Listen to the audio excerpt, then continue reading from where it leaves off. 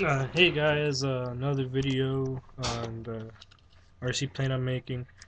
I recently just made a new cockpit, well, fuselage for it, because while I was test flying it, the fuselage kind of broke. Well, the nose of it broke because it was not reinforced correctly. So I made a new cockpit, and I also made a new tail section. The other tail section, since I didn't have the plane fully functional for a while. The foam there just kind of got beat up because people in the house and little kids touching it and stuff like that. So I made a complete new tail section, and I'm gonna show you right now. And this is it. This is the new nose and tail section, and the cockpit's made out of wood. I made it in wood shop. Just traced out a shape of what a cockpit looks like.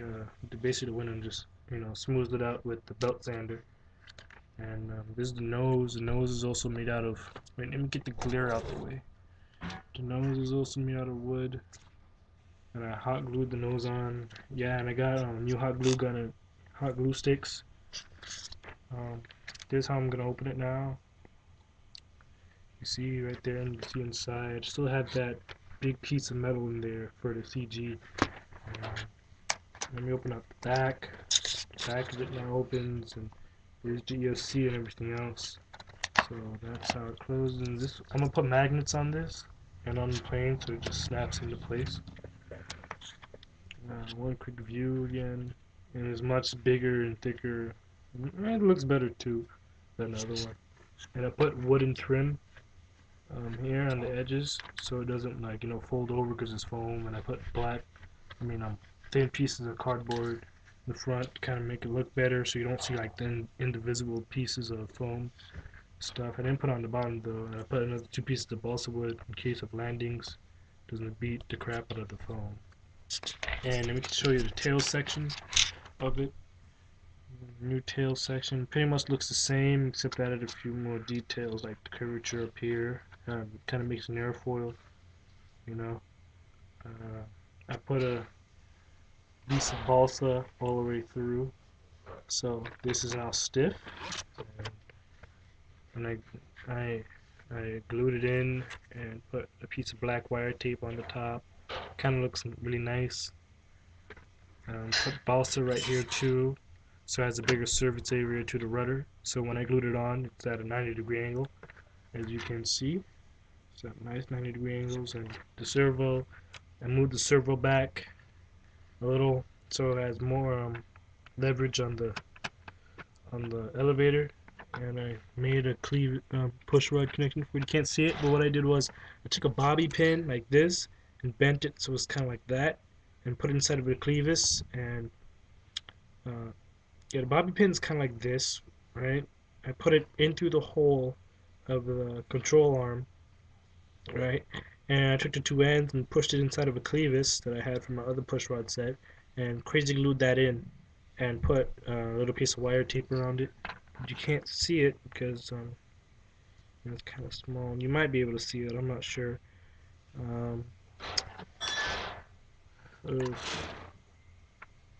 so one last look. It looks a lot better, more professional now. See, it looks a lot better. Just trying to make it look nice, make it fly nice. Ailerons. I fixed the creases in those too. So now they move more and it's more flush. What else would I say? The motor still in the same place, same distance from the wing.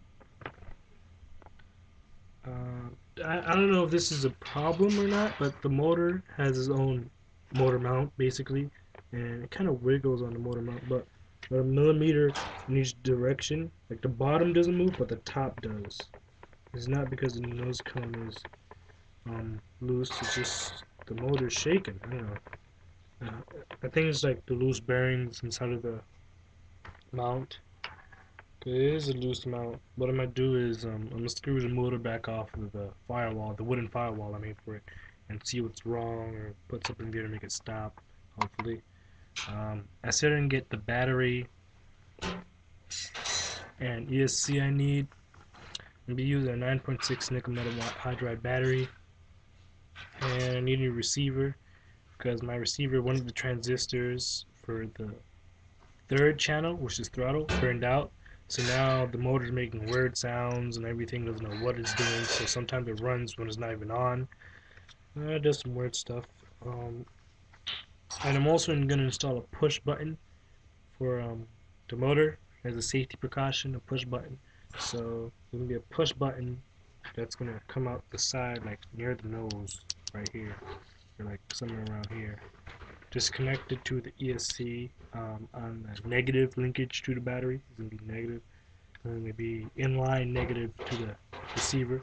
So you turn on the plane, then you have to press the button for the receiver so the motor actually works. So it's a safety precaution. And I also have the safety precaution on the transmitter. So you have to put it the full throttle down and full trim down on the throttle to make the motor actually work. And then you turn everything back up and whatever. I still don't have this. I also need a server extension for the elevator. If you could see right there. I might make my own extension because I do have male connectors, and I'll just make myself a male connector, 3 wires into another female connector. I know I have a whole bunch around, but I just don't feel like making it. But I have no choice now. I'm just gonna make it. Um, and if you're wondering what these little black things are on the screen, they're just my sideburns. Yay! I like my sideburns. Come all the way down and stop, and it doesn't get near the beard section. Yeah. That's what you get when you're only 16. So let me show you a little bit of elevator action. It looks a lot better. There's no airfoil on the elevator. Therefore, there's a piece of foam with balsa in the front. Airfoil on the wing. You probably know before. This is just an update video what I did with the plane. So new fuselage and new tail section. The wing is still the same exact thing except the push rods have been upgraded for better mobility and structural integrity, I guess. One quick view of the nose. Made this in wood shop. Just traced it out and cut it and used a belt sander on it. I also put a so this is protected by water and stuff because I put polyurethane on it as a coating all over the wood, so it's nice and glossy. You can't really see the gloss on my camera because it's not that good. So that's basically just an update I'm making for you guys right now. If we really look at it, it looks kind of like the Hughes spy plane almost. You know the Hughes spy plane, Howard Hughes from the movie Aviator that he crashed in. He kind of looks like it, even though there's not 2 motors here. Kind of looks like it a little bit, just like this. Kind of looks like it to me. It might just be me. It just looks like it to me. Might just be the fuselage how it looks.